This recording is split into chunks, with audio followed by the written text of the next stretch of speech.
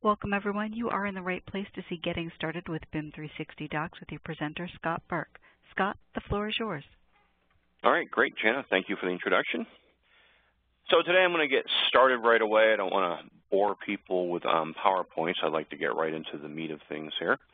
So again, what we're talking about here today, of course, is on the BIM 360 platform, of course, is the basis and the one tool that everyone will have access regardless as to what module that you have access to. It's, of course, going to be this one here, which is the BIM 360 Docs. So I'm going to go ahead and sign in with my credentials here.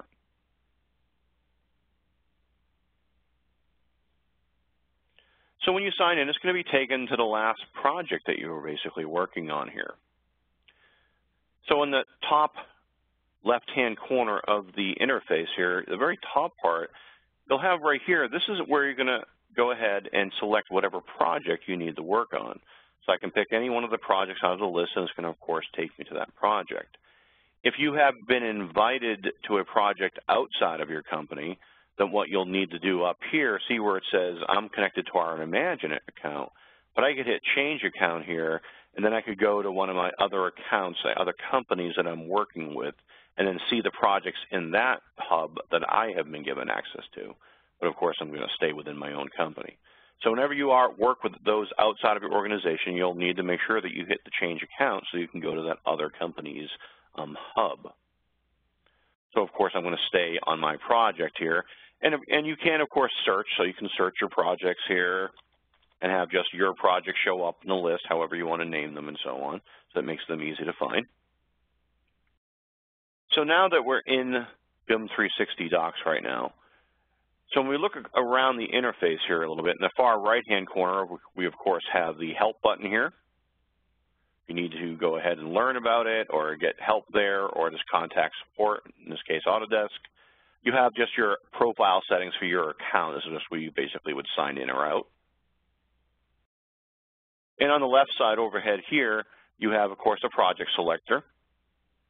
And then beneath that, what particular module you are within the interface. So I'm in the document management, aka Docs right now.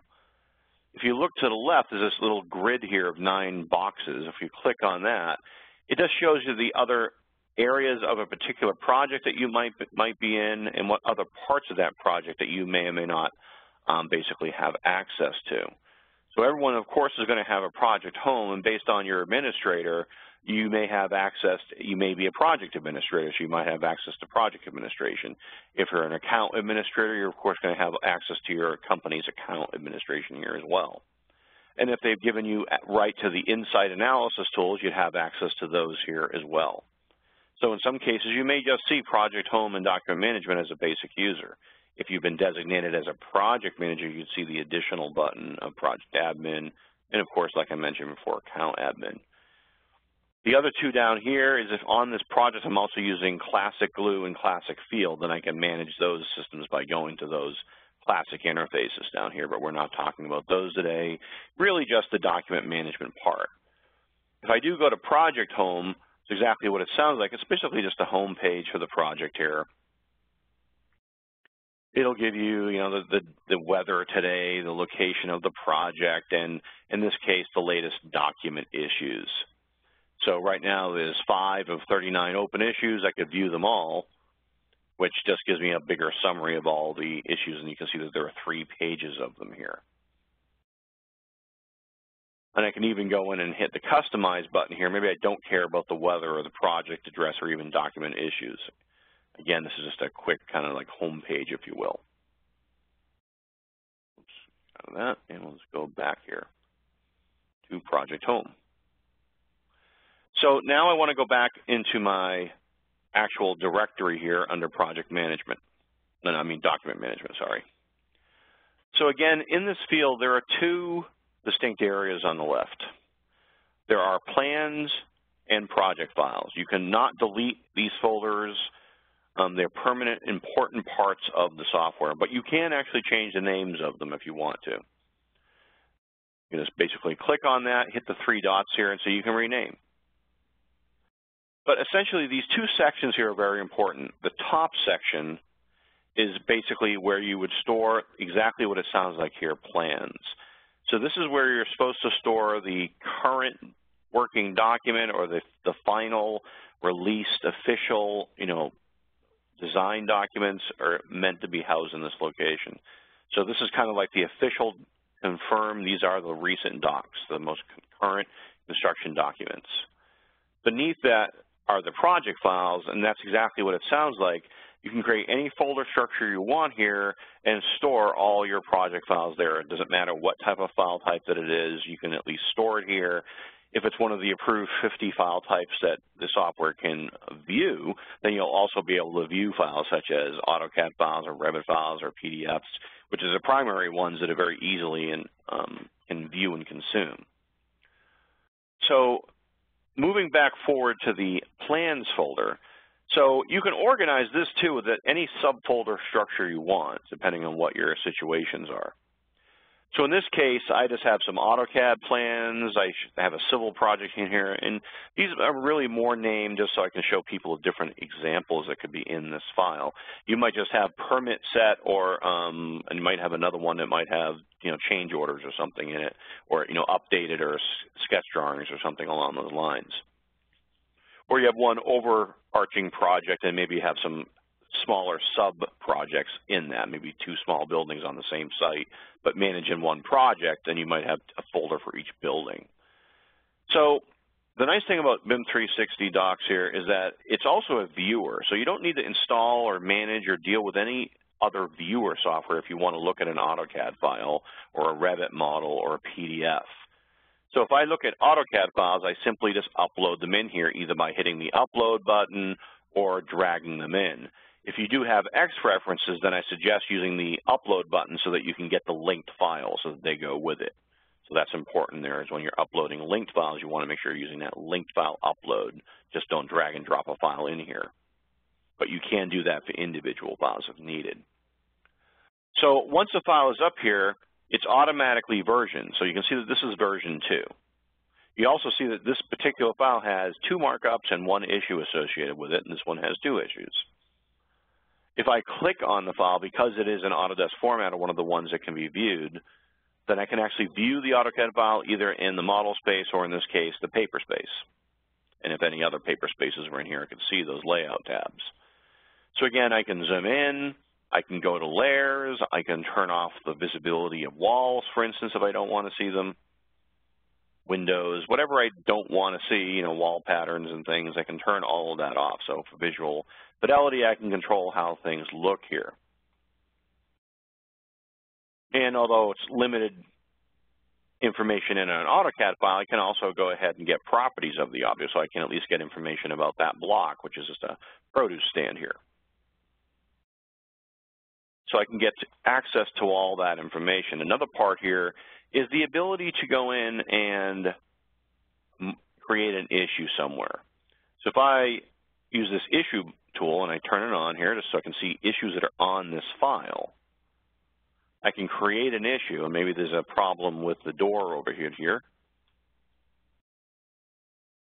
And the issue is door issues. And maybe that door issue here is it cannot lock, or the lock is missing.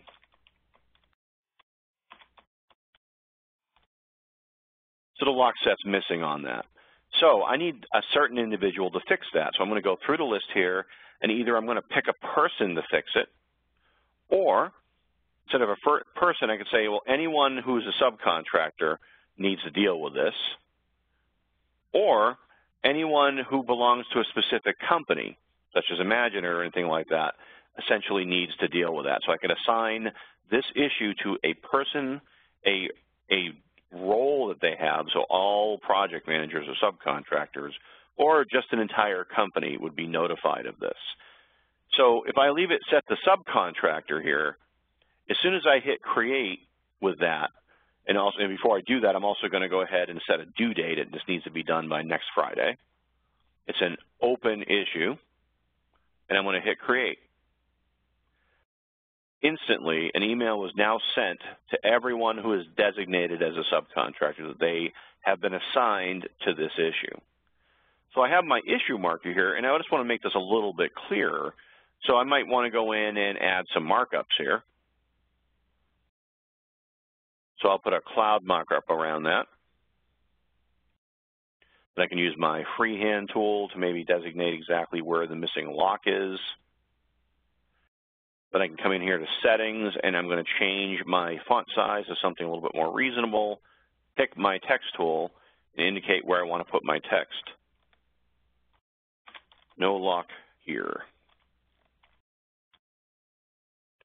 And I want to set this to be a published red line. If I leave that as a personal, that means that I'm the only one who can see this red line. If I set it to published, it's available to all. So I'm going to go ahead and hit done there. And now that red line is completed the markup and the issue is now tracked. So right here, notice that I can go to any issue just by clicking on it. I can see any of the issues in any of these right here. If I was just navigating the plan like this, I can always just pick an issue and get information on that issue just by selecting the issue here. So I have access to all of that as well. So I can go to any issue, select it, and get information on it. Also, if I just want to view all the markups on this sheet, I can just pick the markup and it will take me to each markup that I've done also. And if I want, when I'm in a particular issue right here, so maybe I go to that issue, I can actually go ahead and add attachments to that. So right here, I can drag and drop a file here or just browse for a file in my network somewhere, maybe want something in my project files here, or upload something from my computer. Or if I was in the field, I could open up my iPad, take an image, and then share that with everyone instantly. So I have that ability to, share those images. You can see right here, this is the iPad, and you saw that markup that I just created, right, which was the door lock there. I don't think I have that actually saved in there yet. So let me get out of this for a minute, and we'll go to the issues and markups. So right here, for instance, submission shaft or anything that there's the one right here, the one that I forgot with the lock, right? So that's the markup. So that is that particular, markup here, and you can see that it's published, so it's available. I can even edit that if I needed to. I can come in here and, maybe I just want to move that up here a little bit, and maybe I want to extend the, the dialogue here or the box to make it bigger, whatever I want to do there. I'll hit done, and it's updated that like that. If I go then to what I was mentioning before, the iPad, and I can go then into my docs interface here,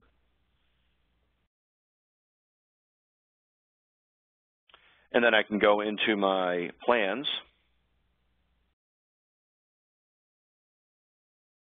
and I can see any of the markups and things that I've basically done here. And anything that I've done, and it automatically synchronizes. So if I select that, I can go in, and you can see that it's already here. So when I zoom in here, that markup that I just created or any other note that I put, I just haven't uploaded this yet, but all that information is going to be instantly transmitted to the file just from that one location once I've gone in there.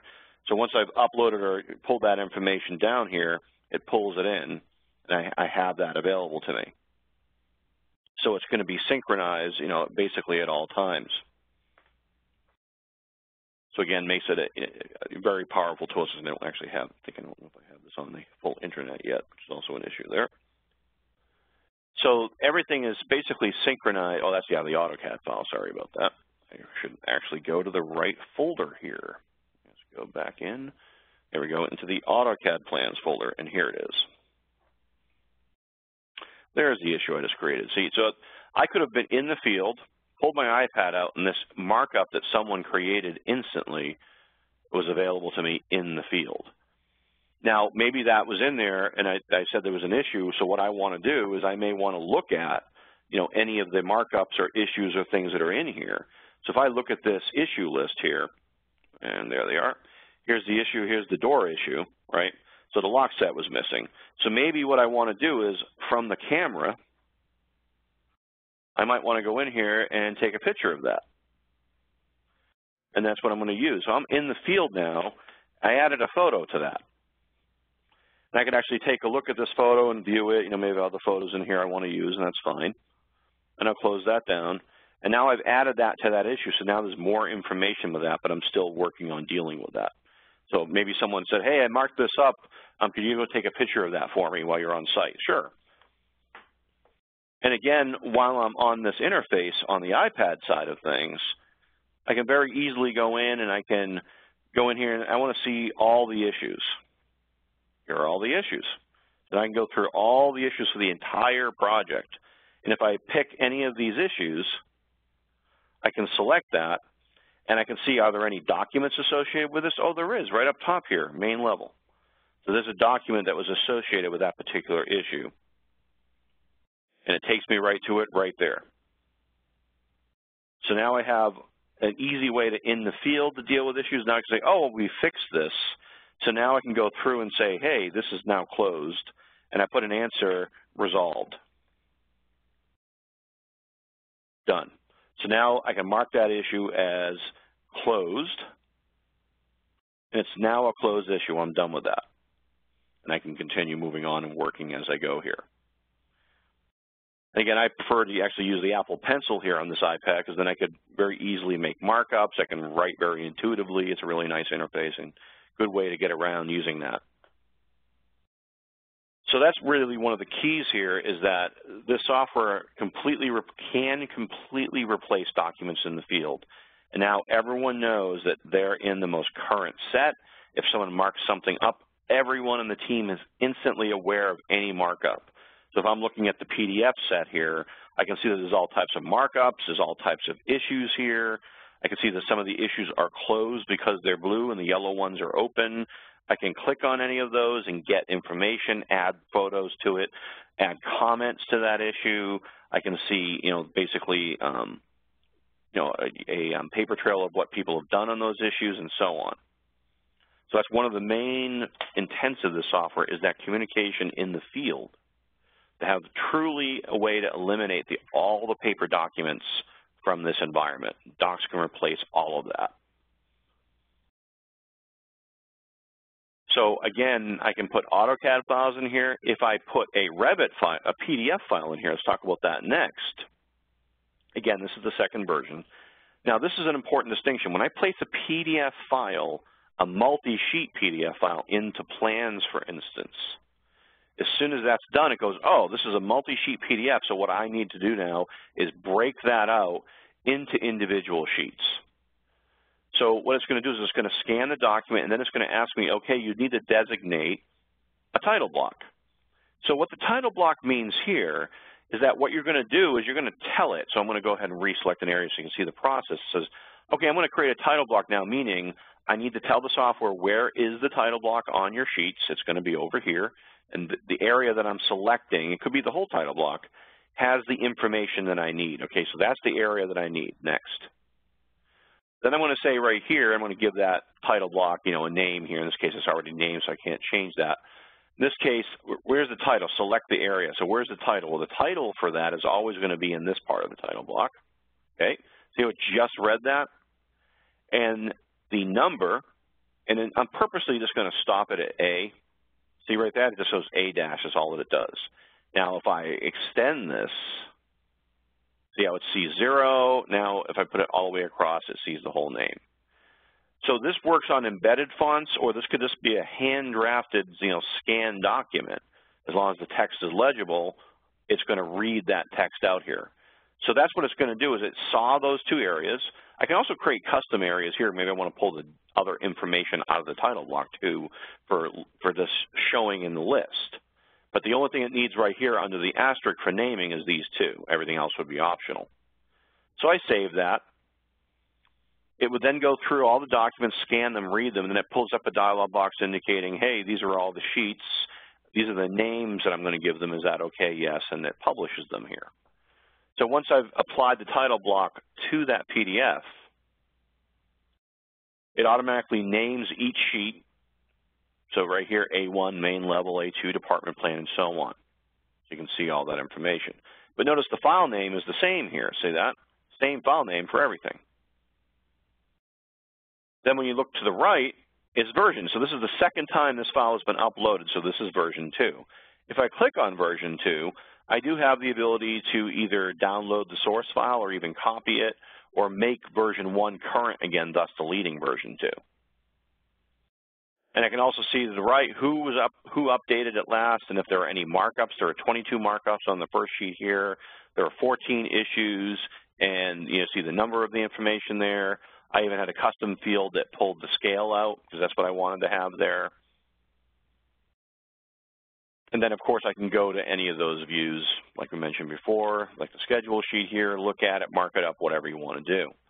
Additionally, what the text recognition tool does is that it does automatically fix all the hyperlinks. So if I go to one of the other documents here, you can see that all the callouts are now linked. So that section is on sheet A05, takes me right to sheet A05.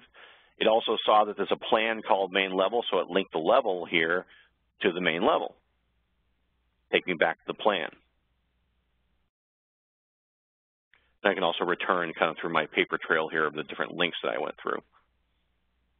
So that's an automatic tool that just simply automatically creates those hyperlinks for you. On the outside area here, again, we have the master list of all issues across the entire project. So these are all the issues across the project. I can see the names, dates, when they're due. All these red ones are past due. I can see whether or not there are attachments or additional comments on any of these. I can click on any of those, and if there are attachments, I'm able to see those attachments or download them right here as needed. I can also use my filter tool, so only show me the closed issues. And I can apply that so that it only shows issues that are basically closed. So I'll apply that. So now I'm only seeing the closed issue. So I can use this to filter to due dates, when I want people they're assigned to. I want to see all the issues assigned to an individual. Why hasn't that been fixed yet? And of course, I can just reset that and apply that to everything again. And then you can even take this list and export it as a PDF report or a CSV report too. So you have access to taking the list of issues and just exporting that out as a report that you could email someone who wasn't included in the project, indicating, hey, your company has 300 unresolved issues. We got to get these fixed. And again, I'll go back here to folders. Now, if I put a Revit model here, then it automatically simply breaks it out into sheets. So that's pretty straightforward. So I can go to any one of these, and it looks like the PDF file, except in this case, obviously it's Revit. Also, because it's Revit, I can really zoom in tight, so if I need to make smaller red marks, I absolutely can do that because I have more fidelity here. I can use the same tools, add and put markups in here. Obviously, all the hyperlinks are going to work because they natively do in Revit. They're already there. And again, I can always look at all the issues on this sheet and go to any one of those issues. Very powerful tool there, very easy to kind of get around in that. I can see the history of the drawing, where people have done things to it. And one of the other major tools here, and this would work for AutoCAD or PDF, is just limited things you can do in the PDF because it just doesn't have a lot of data there. But if I go to the version 3 here and click on that, there's an option down here called Compare Versions. And I'm going to compare versions 2 and 3 against each other. So now it's going to go through and it's going to quantify everything that was changed in this model. So I can see right here that this thing was removed, this shelf, and this shelf here was modified. In this case, it was rotated 90 degrees. I notice here these walls were modified right here. They were changed and edited. I can see that this was completely deleted. I can look over here and see these green things are added objects. So I had 8 walls added and 2 doors. I can go through the list here and see there's the door. I can actually go through each of these categories. So it'll take me to those objects as well as I click them. So any one of these objects that I've created, see, it automatically takes me to it and selects it, and it changes me, right? It tells me what that edit was. What was it? Changes between 2 and 3. This element was removed in version 3. So that's what was basically done to that. And this report also can be exported out as a CSV file. So now you have a quantitative report of all of the changes from versions 2 to version 3. Now, if I go to a 3D view So I'm going to exit comparing here. I go to one of the 3D views. Again, what's nice about this is this becomes a viewer. You don't need to install any other software. So now I have a non-Revit user would have full access to the model. They can't change or edit anything, but they can come in here. They could pick that ceiling. They could right-click on that ceiling and hide it so you don't see it anymore. Pick a light fixture, move it. I can right-click and go to properties for that object. Here are all the Revit object properties for that particular object right here. All that information is available to me now that I didn't have access to before. I, of course, have the ability to, section this, or if I'm, close enough here, I might want to use the walk tool. So I can basically walk around in the model there. I don't know why that actually went below it there. Must not have been close enough. But I'll go back to orbit there, and back to here. There we go, free orbit. That would be better. I need to be in it before I do the actual movement there. But again, I can move around in that model, fly around in it, basically do whatever I need to do here to, do that walking mode there. Let's see if that works this time. There we go, got my gravity working. Much better. So now I can go ahead and, use that mode here to basically walk around in it. So you have double click on a destination or go up and down Q&E there. That's what I was looking for before. And of course, the way to basically move around, in that model, of course, here, as you can see. So now I can virtually tour my model and look for problems.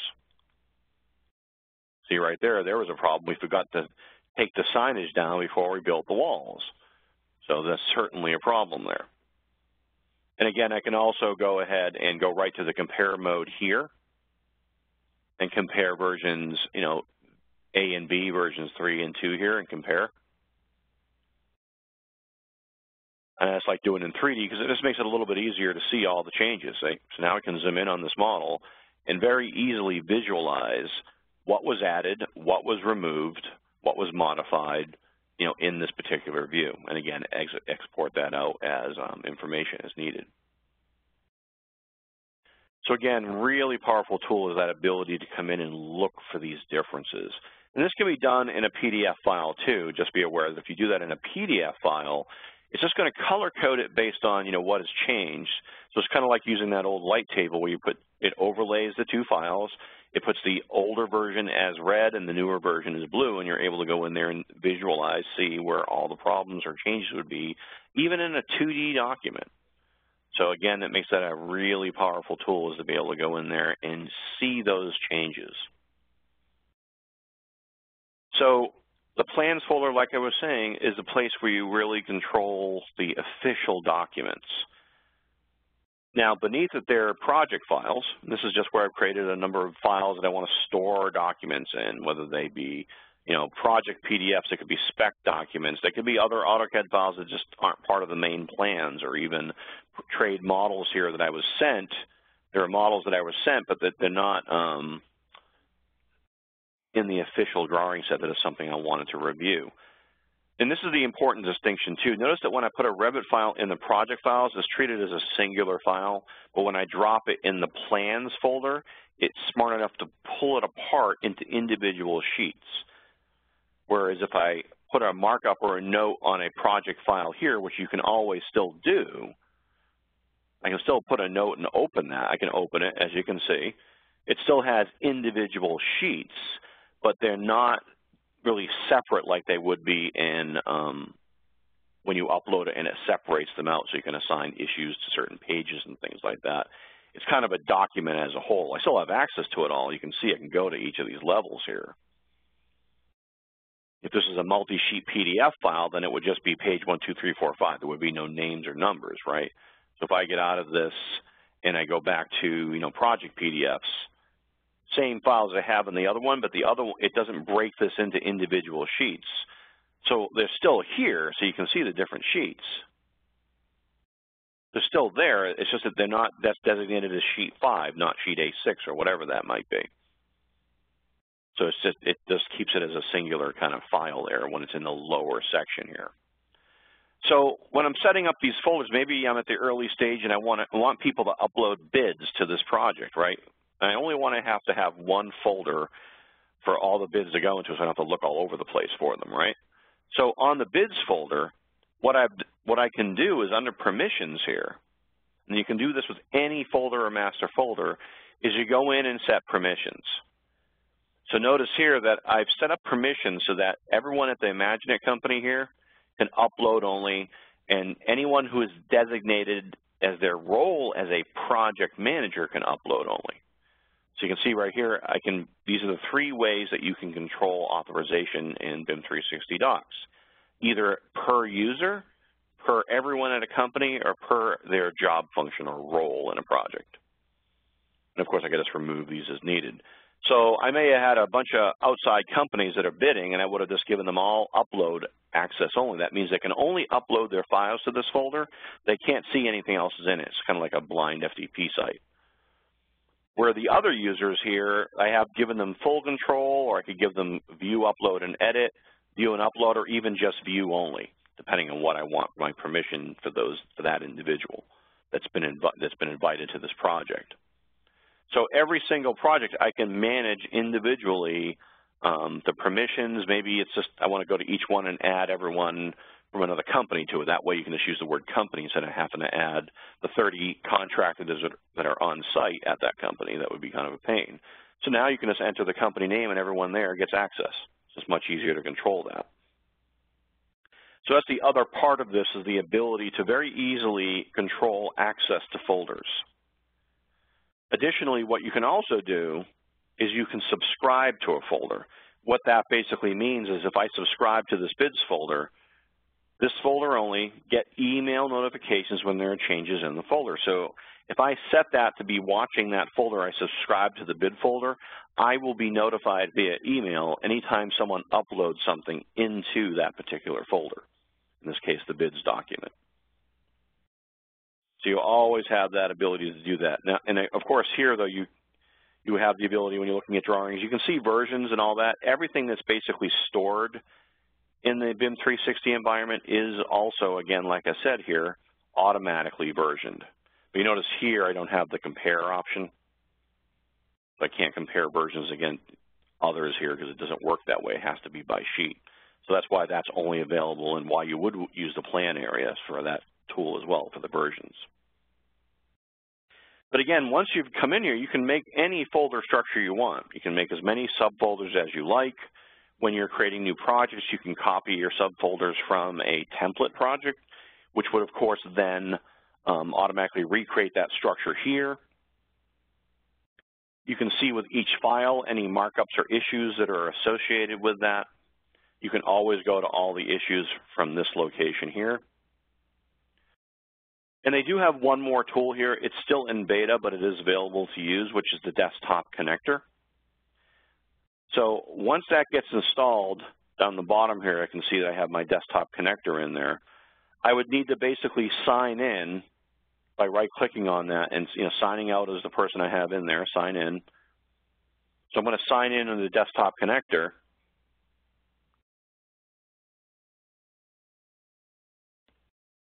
So this is a third program that you just have to download from Autodesk website and log into that. That's fine.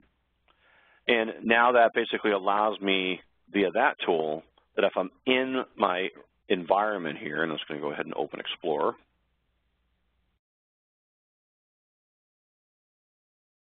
Yeah, that's fine. I'm going to go in there. And when I go up to, let's say, my main level here, and I want to go down to the, the C driver, just seeing all the, my computer here, I would be able to see another drive. Let me just go over to the right one here. Trouble with that. There we go. So right here, see, I have a BIM 360, basically like a login. I'm going to go ahead and log in this way too, through my connector.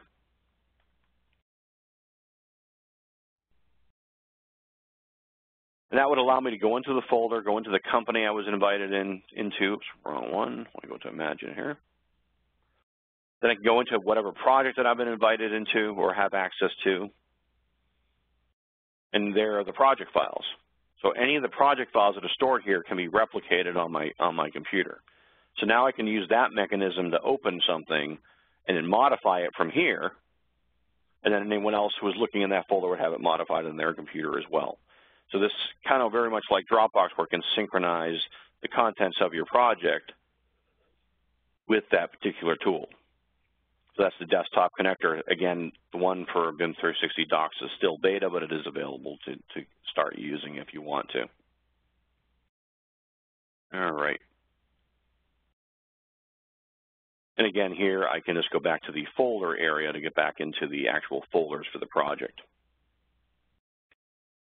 So really that's, those are all the key features here. It allows you to store your project files, share your project files with a specific individual. It has documents in the field. We can now take our redlining process, which currently is in quite frankly, the 15th century with red markers and yellow highlighters. And now we can actually mark up the actual drawings in real time, either on a job site or in the office, and then transfer or track those markups and issues until they're completed and make sure that the appropriate parties who are responsible for dealing with those issues and markups are basically notified, and it manages all of that as well. So again, those are the primary features of BIM 360 Docs. Again, this is the master platform for the other tools. So if you're using BIM 360 Build or Design or the next generation of Glue, all your documents are stored in this one place. It's just that it gives you additional access. You can see in this project I have certain access to just certain areas of basically just document management and a few other things here. If I switch to another project that has basically been enabled with more features, when I hit the button here, you see I have all types of other features here. So I have project management, model coordination, field management, insight. I now have access to all of that, design collaboration. So now I have a much more enabled product or project that's using all of the Autodesk tools. So that box right here is going to vary based on what your permissions or what the project has essentially activated on it. But I think that is really it. I don't know if there are any other questions. You can go through the chat window like Jana said. Absolutely. One moment while I end today's recording.